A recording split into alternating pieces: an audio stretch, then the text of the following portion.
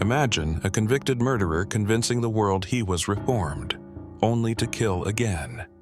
Jack Unterweger was sentenced to life in prison for murdering a woman in 1974. But behind bars, he became a writer, penning an autobiography that won over intellectuals and activists. They lobbied for his release, believing he was rehabilitated.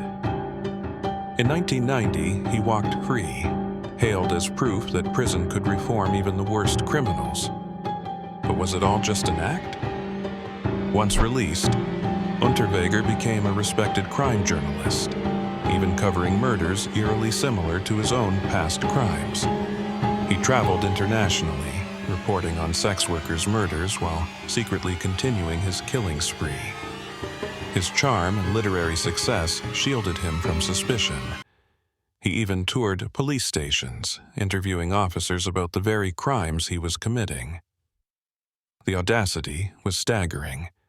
He was hiding in plain sight, using his reputation as a reformed man to evade justice. Despite his public persona, bodies kept turning up. Prostitutes in Austria, Czechoslovakia, and the U.S. were found strangled with their own bras, a signature of his earlier crime. Investigators began connecting the dots. His travels coincided with the murders, and his alibi crumbled under scrutiny. The very police he had interviewed started suspecting him.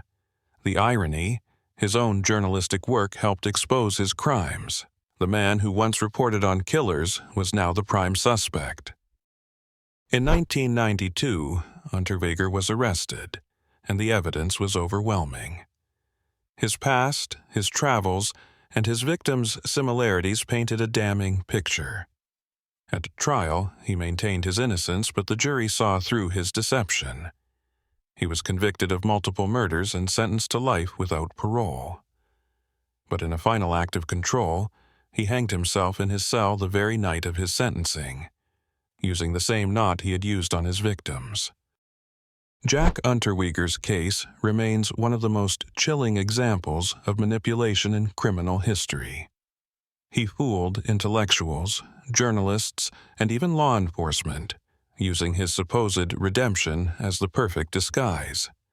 His story is a cautionary tale about the dangers of charisma and deception.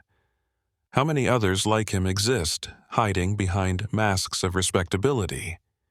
His case forces us to question, can true evil ever really be reformed, or does it simply learn to hide?